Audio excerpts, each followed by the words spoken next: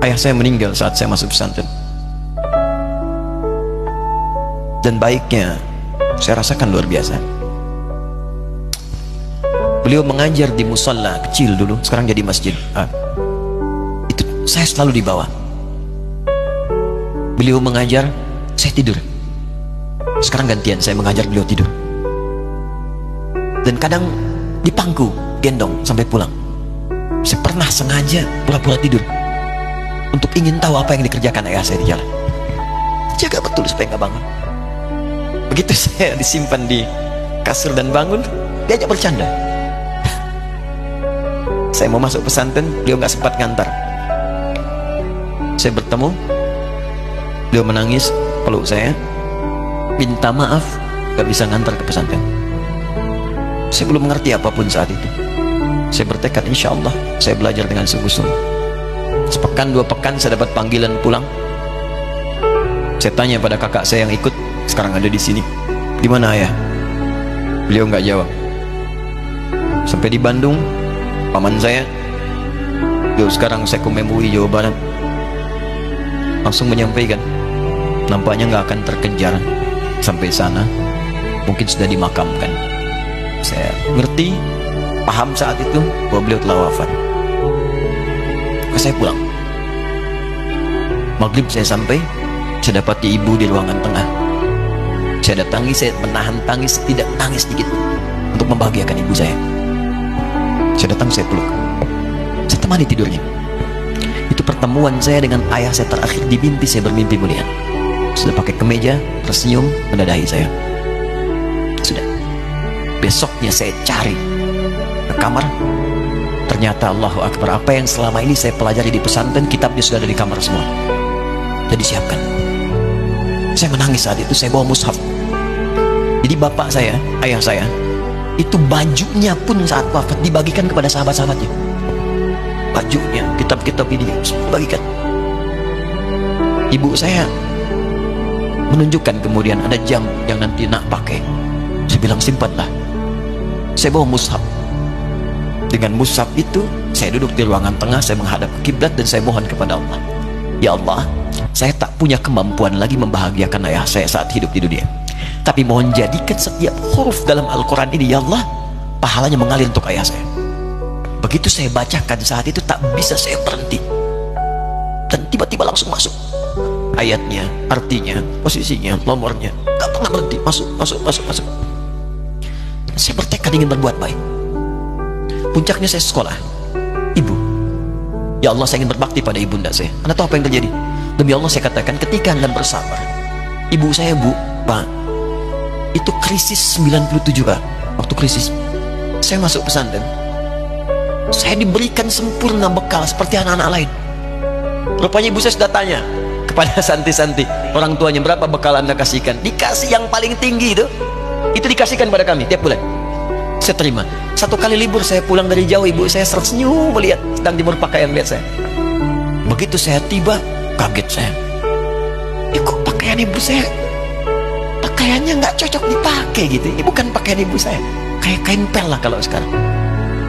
Saya masuk ke rumah, saya kejar, saya buka pakaiannya, lemari ini, saya nggak temukan sedikit pun. Saya kejar kakak saya, dia sudah siapkan makan. Kak perempuan kami yang kedua, mana pakaian ibu saya? Perhatikan jawabannya. Dia menangis saat itu. Dia bilang, mama itu telah menjual semua perhiasan dan pakaiannya untuk pendidikan kamu. Jual. Untuk kita, katanya. Jual. Dan bertahan dengan 150.000 per bulan saat krisis. Jadi rupanya ibu saya itu makan nasi sehari cuma sekali. Beliau mengajar. Di berangkat sekolah itu cuma makan pisang, minum kopi, makan nasinya malam. Saya bilang, ya Allah, saya akan ganti baju ibu saya dengan kain ihram dan saya gandeng tangannya di Masjidil Haram. Itu apa yang terjadi? Begitu saya kuliah di Libya, alhamdulillah, saya berangkat, saya mulai mengajar, saya serius belajar. Saat itu kemudian Allah mulai berikan jalan. Saya ingin sungguh-sungguh. Malam saya bangun, saya sholat, saya belajar, saya menghafal Quran, saya belajar riwayat Quran. Sampai puncaknya tiba. Saya ditugaskan pemerintah Indonesia saat itu untuk jadi petugas haji di Mekah. Saya telepon ibu saya. Saya bilang, Ma, saya insya Allah akan haji 2010. Saya telepon Februari saat itu. Saya dengar suara, terbayang wajahnya indah, senyuman, bahagia.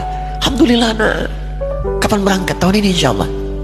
Saya bilang, dan saya tidak akan pernah berangkat kecuali mama pun akan berangkat. Terdengar nada pesimis tapi senyum. Dari mana katanya? Allah akan kasih, saya bilang.